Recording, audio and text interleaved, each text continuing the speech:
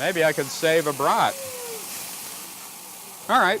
Well, I'd say when one is done cooking brats and getting ready for the July 4th weekend barbecue, then one is ready for the arts. And what better way to look at what's happening in Minneapolis this summer than through a new program from Minneapolis Television Network called Access to Art. Our first segment, well, I'll find out what it is and then I'll tell you about it. But right now, back to the brats.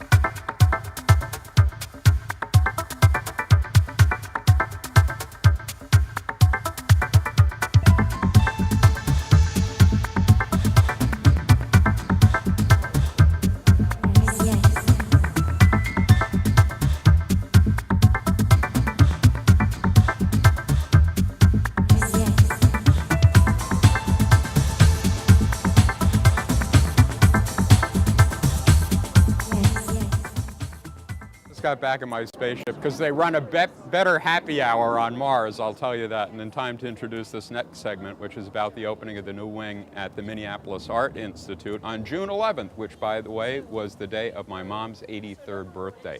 Hey, at our event today, we happen to have John Aker, who can only wave because he's not mic'd, who produced, camera person, everything else for the segment you're going to see, which opens in the new wing and then goes outside to follow day 2 of the MOSAIC Arts program.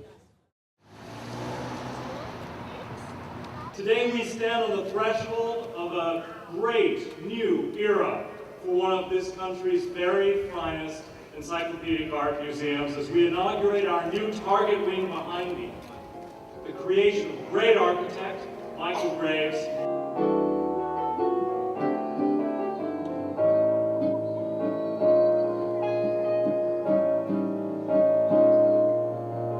Amongst all of the cultural activities in this Twin Cities, there is none finer place than the Minneapolis Institute of Art. Entertainment and refreshments all day long. I hope you'll spend the whole day here, both inside and outside the museum. It looks like we're going to have a beautiful day. And now, I ask that you join me as we begin a new chapter in the history of the Minneapolis Institute of Arts and cut the ribbon on our new target wing. 1, 2, 3, MIA!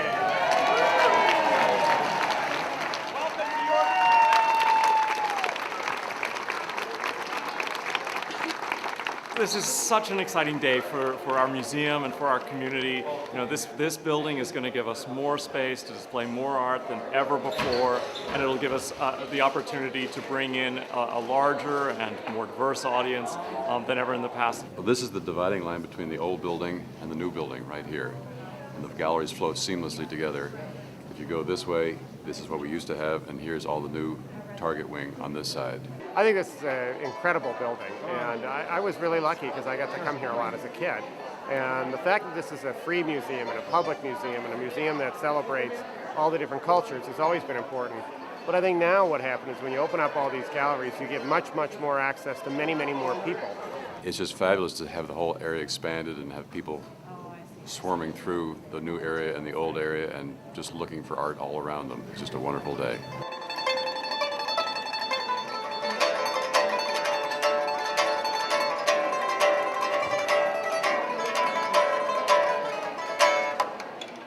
We have been blessed over the last 17 or so years in having a director, Evan Maurer, who really reached out to the community. With our 143 galleries, we're now able to show works of art that were never seen before. And I think another good benefit of it is the larger this wing is, the better we're going to be during this period of time when a tremendous amount of art is going to move from private collections into public hands. So we're going to be able to access all of that, and so as it moves from private homes into a public building that everybody can come into, we're going to be, I think, even better able to train the next generation to really appreciate the great arts.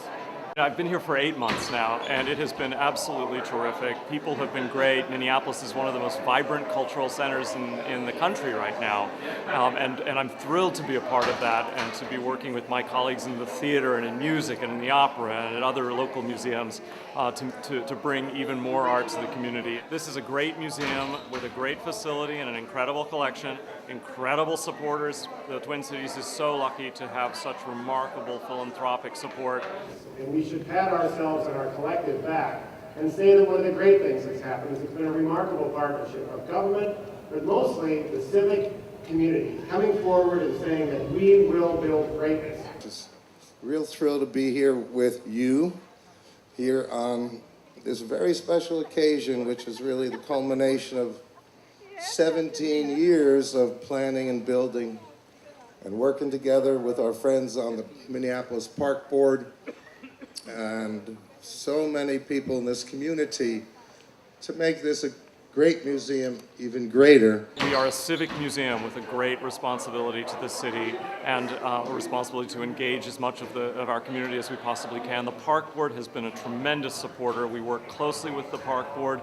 We do art in the park, in every park in the city during the summer, and I'm hoping to expand that program. I'd like to see us serve even more school children and more families in the parks and in the museum in the years ahead. What better way to celebrate the diversity within their collections and MOSAIC?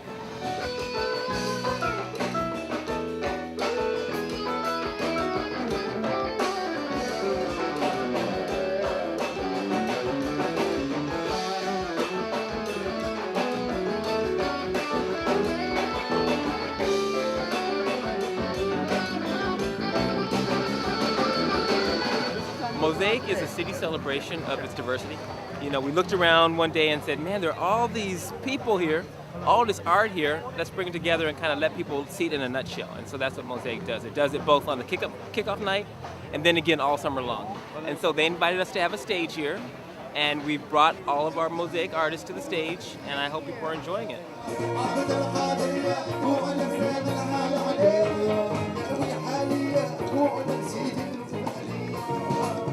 Part of the charge that I was given by the Board of Trustees was to revivify this museum, open it to the community in the sense of understanding that Minneapolis, St. Paul, the metro region, and this state represented many communities.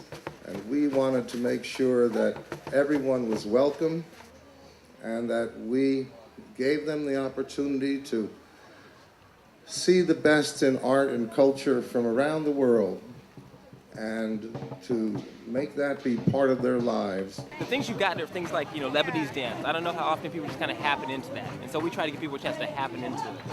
You've got contemporary South Asian dance, You've got fallout art, which is like a lot of street art.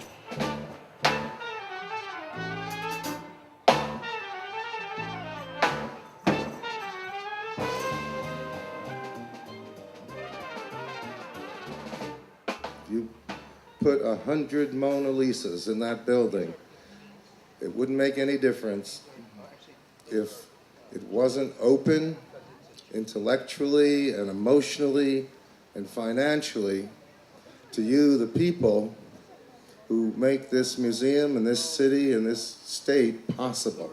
I think this event is marvelous.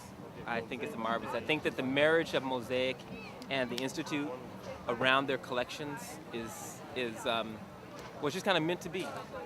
They're celebrating their African collection, their Asian collection. We're bringing a Middle Eastern. We're bringing spoken word. Just this wonderful marriage of people, ideas, and culture. I think is happening here today, and I think it's really happening very successfully.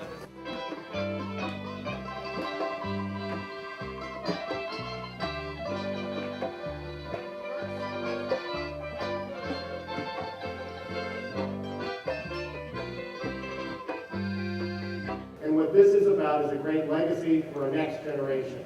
A generation that can say, not only do we have great art, but we have art that represents all of our cultures.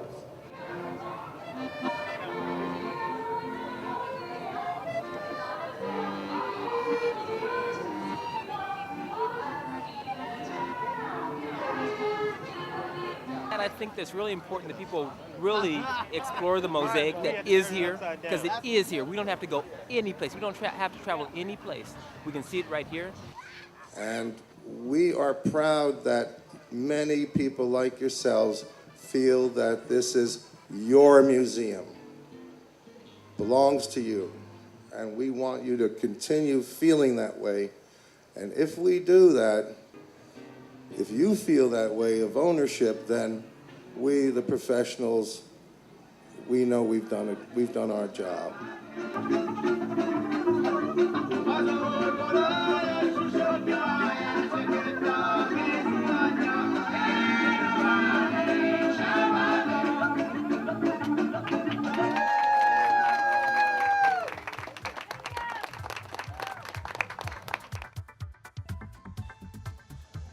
Well, here's a good little cross-section of the arts in the Twin Cities. I think we got everybody represented, from painters to sculptors to actors to filmmakers, Lord knows what else. But you know, the poets, as they say, the poets on the bus go round and round. Well, not always, but as part of MOSAIC this year, a number of spoken word artists and poets in the Twin Cities appeared during rush hour on Nicollet Mall, on light rail, on buses, and on street corners reciting poems for the commuters. Let's see if it was a good idea.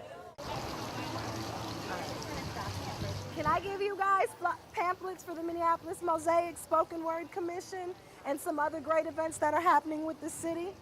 It kicks off on Saturday, June 10th at 6 o'clock on the 7th and Hennepin Avenue stage. They got me out here looking crazy. To keep it moving, beating to the dance, I'm breathing. I've got to keep my passion flowing till the day I stop growing. I promise. Tomorrow is not promised, so I'm gonna live my life to its fullest. Like today, sun off of me its last breath, cause this flesh is doing it to death. Now don't mistake this as a simple prophecy, this is so much more than me. Every waking breath, I'm setting us up to defeat an enemy invisible to thee. Just let me take you inside, meet me for the first time with your third eye. Let us relate, conversate, show you what it means to walk through these gates with blessings, no curses. This verse is a precursor to the tongues hidden in hip-hop scripture. Take a lyrical picture. This is the third year we've done this program that puts poets on the buses, on the streets to perform their work and also to spread the word about Minneapolis MOSAIC.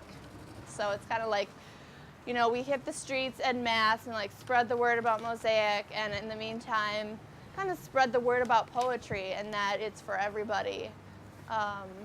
So I help organize this, and then I'm also going to be performing a poem and talking about MOSAIC and handing out the guides. The b-boys battling, what's happened?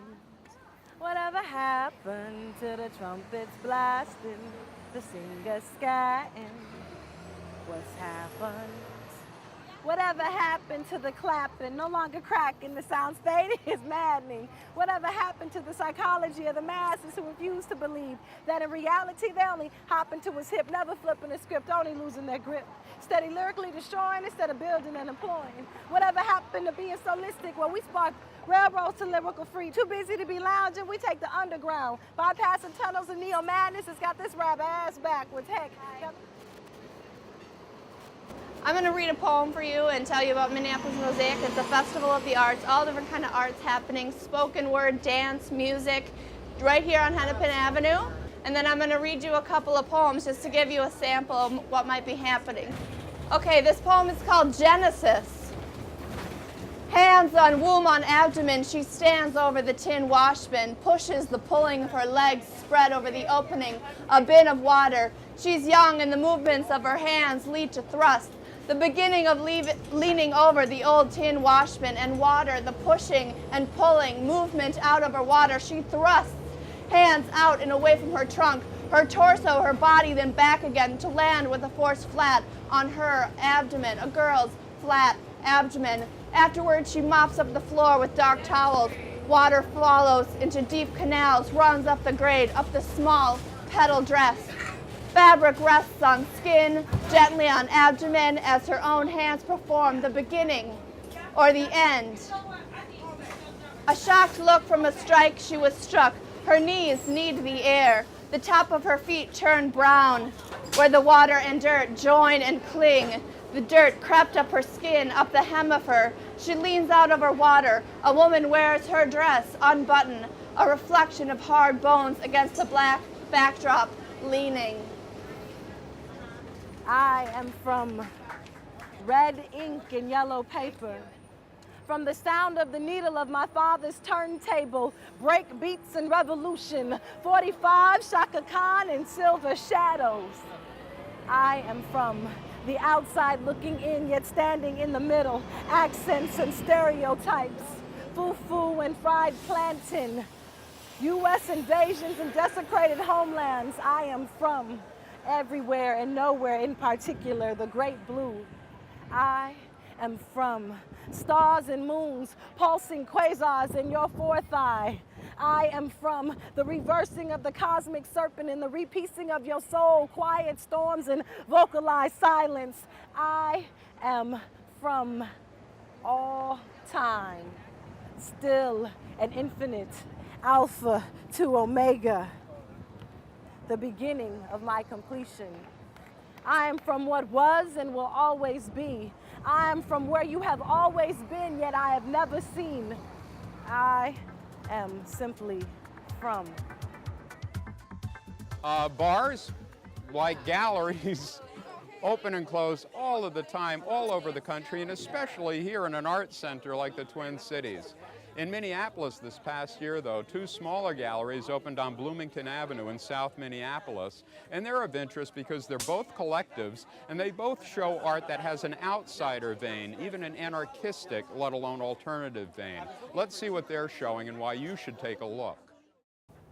So kind of where the piece begins is kind of on the street or from the outside, where people will come in and then see the back of the constructed space, the 2x4 stud wall with the in the back of the bare sheetrock. When the piece is going, they'll hear the organ through the sheetrock, and hopefully be lured in.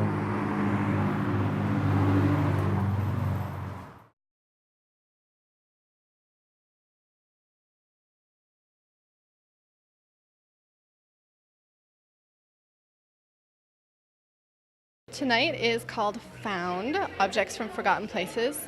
It features a bunch of different artists from around Minneapolis who make art from found objects. We have maybe 10 different artists tonight, and we also have a couple bands that are playing.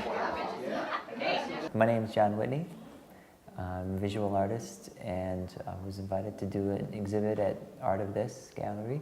This installation in specific, entitled Sounds Like Best Friend, is his sort of a meditation on friendship and the relationships between sound and vision and people and communication. The gallery has been completely transformed at this point and is serving as a sort of sound chamber of sorts for a pump organ, and Whitney's one of Whitney's closest friends, best friend if you will, Troy Williams, and he's going to be playing that pump organ as part of a performance in the space during the opening.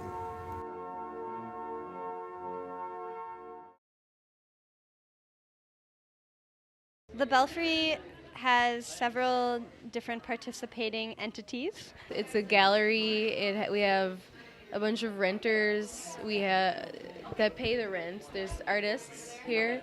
We have studios downstairs. We have the Bat Annex Free School, which Rhea and I are working on, and it offers free classes. We teach Spanish, painting. We have a hair cutting workshop. We do a textile arts skill share. And there's the Daybreak newspaper and a music space in back that some people are renting. It's sort of a collective of collectives. Each rent-paying group comes together to a meeting every other week, and we decide all of our major decisions together. Each of us coming from collectively organized projects for like the last 5-10 years of our life. We all kind of take on every aspect of running the business and maintaining the space, and serving as the visionary group or whatever for the project in general. We've been preferring actually to be called a collaboration rather than a collective, I think, because of some of the stigma that collectively run businesses have about being disorganized or too radical. We each take ourselves pretty seriously as artists and as community members, and we do work together, and we do have to all decide things together. And the only way we really know how to do that is by using consensus, because it's all we've been doing for, our adult life. The piece is called Remedium Ex Profundum, which is Latin for medicine from the sea. The piece has a doctor's bag. That's a found bag. It was found in my father's home. It belongs to a relative. I don't know exactly who. Inside the bag is a bunch of secret stuff, but the sounds of the sea, which you might not be able to hear right now, come from the bag. So how I anticipated or thought about entering and going through this space is to come in. The audience actually kind of becomes a little bit of the piece when they step into these kind of viewing areas, which are ornately framed. But so from this side of things, you're kind of on the construction side and outside, but also kind of in the shadows and an observer, but kind of essential to the piece because your face is on the wall. We were at an art center in Fridley after hours, after it was closed, but then found this antique organ that Troy sat down to chord away at, and the sound of the organ is so deep and rich and emotional. There was this kind of sweetness and sadness that was coming out of Troy through this organ that I really felt that I identified with, and to me, was Troy communicating his things that we don't really talk about. The kind of artwork that we're trying to favor in the gallery would preferably be experimental, and a lot of times that means trying out new kinds of media, and so new media being video and sound, different techniques with photography, electronic manipulation, as well as people who are using traditional media and start pushing the boundaries. One of the things in the gallery that we really want to do is make the space accessible to people who maybe wouldn't necessarily walk into a more traditional gallery, so they can feel comfortable coming in here and looking at the art and being able to relate to it. And also for the artists who maybe wouldn't show in a traditional gallery to have a chance to show their work here. My name is Allison Benkin. I'm a local Minneapolis artist, and right here tonight I'm part of the Found Object Show. I like to dumpster dive a lot, and I find a lot of beautiful things in the trash or just on the street. This one is a great example of the stuff around my block. This, everything, like crazy stuff, CDs that, I don't know, people toss out of their car windows. Some of it's also sentimental though, like this piece my mother wore for her aunt's wedding when she was 13 in like 1950 something, so it's pretty old. It's kind of like a modern day Madonna and Child made out of disregarded materials. I had been thinking for a number of years about a media center or a print shop that housed an art gallery that was designated for fine art, that didn't necessarily have to be for sale, that the commercial artwork in the space would help liberate the fine art in the gallery, wanting to sort of not rely on rich patrons for the survival of the arts, thinking that you want something to come up that belongs to the people and to the artists a little bit more. Our official mission statement is to promote democracy and foster community through the arts, activism, education, and the media. So that sort of encompasses all the different groups and what we do together. One of the other really important things for us is being able to be a neighborhood resource. We would like to be friendly with our neighbors and be able to invite them to our events and have them come to our events and use our resources. We're hoping to be able to provide free internet soon. And we have the lending library, and people are welcome to check out books. We'd really just like people to be able to feel like they can come in, they can stop in for a cup of coffee, and that we're friendly and we're accessible. When my grandfather came to visit, Andrew's show was up. All of his collected from trash, put together and spray painted and created a story. I said, "What do you think, Grandpa?" And he was like, "Who is the lunatic that made this art?" It looked like junk to him, and that's what it was, you know. But I said, look at this social critique. What do you think about that, you know? And the conversation that happened between me and my grandfather across generations, across political lines, was, you know, a positive one. And I think that sort of like crystallizes the kind of experience that we want to accomplish with the shows that we have. Well, thus ends the first installment of Access to Art on MTN. We hope that you enjoyed it. And I encourage you to go out, take part in the arts, be a part of the arts, see the arts, and be impressed by what really goes on in our community that has nothing to do with the conglomerate marketing, political, heavy-handed, ham-fisted TV shows you usually watch. You want to watch MTN. And thanks a lot for joining us for Access to Art.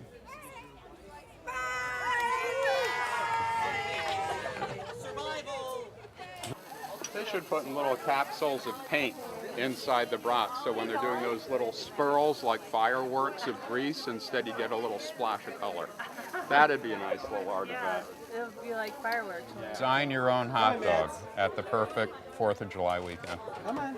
A little bit of acrylic, a little bit of chili, a little bit of random flying insects, a little bit of exciting rapport, a little bit of twins talk. How's that for something? Why don't the artists get a stadium?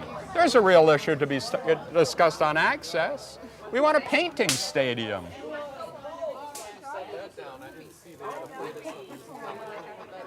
Hot dogs.